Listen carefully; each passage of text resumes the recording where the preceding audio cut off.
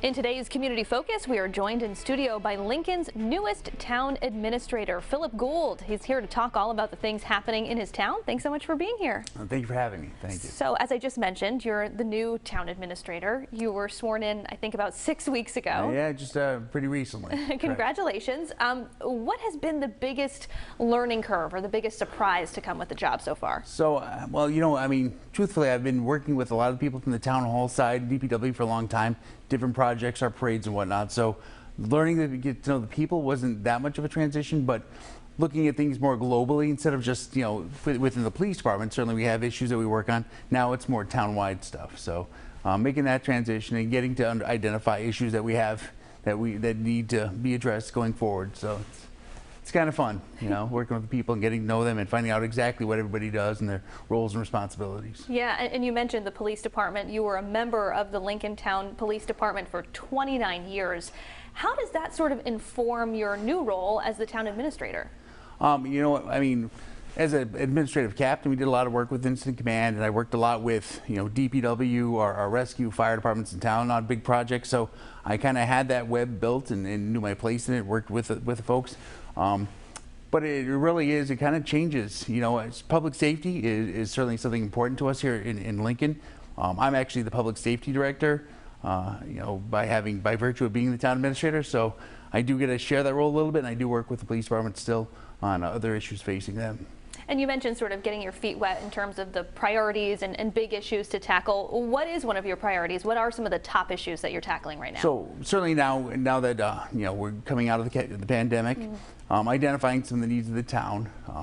As I'm actually jumping into a new preparation for budget season for us, so I got to start rolling that out in a month, and identifying needs of the town, infrastructure needs, improvements, looking how we're going to use some of our ARPA money, the American Rescue money, and identify and fill some of those gaps that we had with lost revenue and identify our goals. Yeah, any specific allotment that you're going to use that ARPA money for, or is that still sort of up in the air? I think the first settlement, the first money that came in, we're kind of putting towards lost revenue. So we certainly had some lost revenue as a result of Twin River shutting down for a while and whatnot. So I think we're filling those gaps now and then looking forward for improvements for the town. I want to talk to you about Twin River, but first I want to talk to you about something that we've been talking a lot about here on 12 News, Hocus Pocus 2.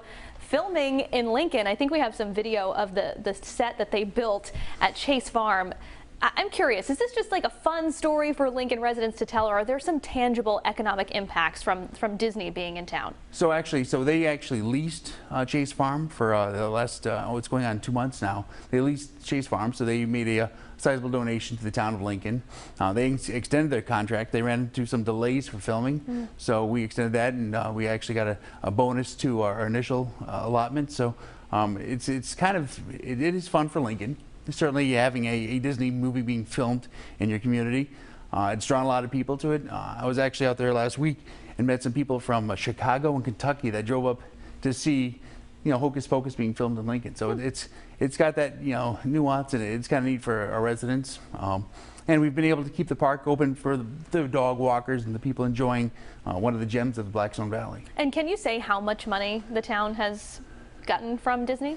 We negotiated about $35,000 for the time that they were there. Fantastic. And you mentioned Twin River a little bit earlier.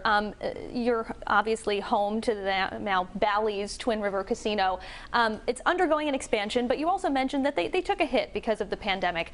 When they take a hit, does the town feel that as well? It does. So we have gaming revenue percentage that goes to the town and that we put into our operating budget, into our capital improvements. So yeah, certainly when they take a hit and they're losing revenue from gaming, we also feel that, and a lot of the ARPA money will be going directed to that lost revenue for our operating budget. And in terms of the expansion, is that going to have a big impact on the town as well? I certainly think that, they got the hotel and they're going to have a spa, so that'll bring more people to the community. And so when people come to the community, it's not just necessarily Twin River, but they'll, be buying gas at some of our local gas stations, some of the other services we provide locally. So they'll hopefully boost up that revenue as well. And we saw the same thing from Hocus Pocus. People staying at local hotels, eating at local restaurants, which is kind of a nice adage. Any celebrity sightings before we let you go? No. But I would like to throw a quick plug in for it being the 150th for Lincoln. Yeah. We had our 150th parade last Saturday, and through the rain we got through it. But this Saturday, Lincoln's going to be having its celebration day. So we're going to do fireworks at night next Saturday up at the high school. We'll have live music and food trucks for our residents. So we're hoping that our Lincoln residents come out and join us. Fantastic. 150 years. That's really exciting. It's a long time. Yeah, it certainly is. All right, Town Administrator Philip Gould from Lincoln, thank you so much for your time today. Well, thank you for having me here.